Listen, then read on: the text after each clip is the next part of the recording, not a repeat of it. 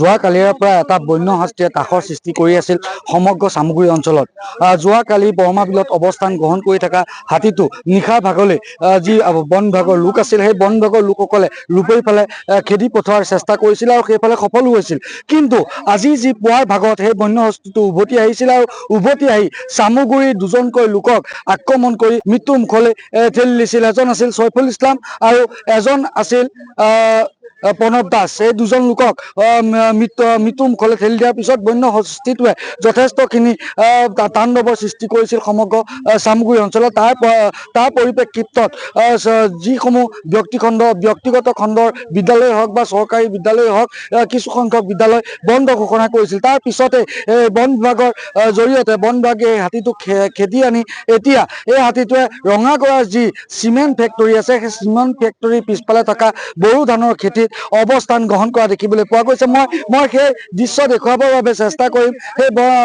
এতিয়া সেই যিটো বন্য হস্তীয়ে যোৱাকালিৰ পৰা তাণ্ডৱৰ সৃষ্টি কৰি আছিল, সেই হাতীটো এতিয়া অৱস্থান গ্ৰহণ কৰি আছে যি ৰঙাগড়াৰ যি চিমেণ্ট ফেক্টৰী আছে, চামধৰা গড়ৰ কাষতে যিখন পথাৰ আছে, সেই পথাৰত অৱস্থান কৰি থকা দেখিবলৈ পোৱা গৈছে। আৰু এই মুহূৰ্তত কিছু স্থানীয় লোক আছে মোৰ লগত। মই তেওঁলোকৰ পৰা কিছু কথা জানিবলৈ চেষ্টা কৰিম। হয়, কি ক'ব, বন্য হস্তীটো কিমান সময়ত ইয়াত পাইছে?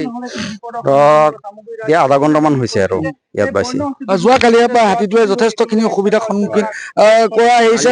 কালি ৰাতিপুৱা ফাৰ্ষ্ট 6:30 বজাত বজাত আছিলে। মই পিছত ভাস্কৰ দাক ফোন কৰিছিলো। তাৰপিছত আমাৰ ফৰেষ্টৰ অফিচৰ পৰা আমাৰ ছাৰ আহিছে।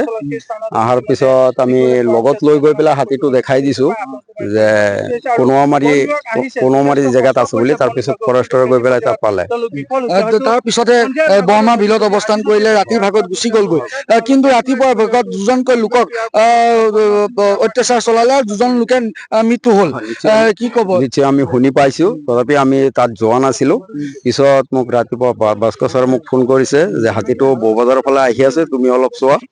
মই পিছত ৰাতিপুৱা গৈ পেলাই এতিয়া কলংগৰ যোনটো সেইটো পাৰত আছিলে, মই পিছফালে আছিলো। থাকি পেলাই মই ফৰেষ্টৰ আগফালে গুচি গৈছিলে। পিছত মই ফোন কৰিছো, এতিয়া ফৰেষ্টৰ আহিছে, হাতীৰ ওচৰতে আছে। যদিহে হাতীটো খেদাবলৈ সক্ষম নহয় তেতিয়া কি হ'ব?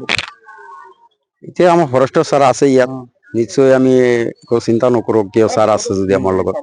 হয়, নিশ্চয়কৈ এয়া আছিল স্থানীয় লোকৰ মন্তব্য আছিল। তেওঁলোকে এটা আশা প্ৰকাশ কৰিছে যে বন বিভাগৰ লোকসকল ইয়াত আছে আৰু অনতি পলমে যাতে এই যি হাতীটো আহি যি ৰঙাগড়াৰ যি চামধৰা যি গড় আছে, গড়ৰ কাষত অৱস্থান গ্ৰহণ কৰি আছে, আৰু তাৰ পৰা যাতে বন বিভাগে অনতি পলমে এই হাতীটো খেদি পঠোৱাৰ ব্যৱস্থা গ্ৰহণ কৰে, তাক তেওঁলোকে আহ্বান জনাইছে। আৰু তেওঁলোকে আশা প্ৰকাশো কৰিছে যাতে এই হাতীটো ইয়াৰ পৰা অতি সোনকালে তেওঁ যি ঠাইৰ পৰা হাতীটো আহিছিল সেই ঠাইলৈ যাতে উভতি যায়।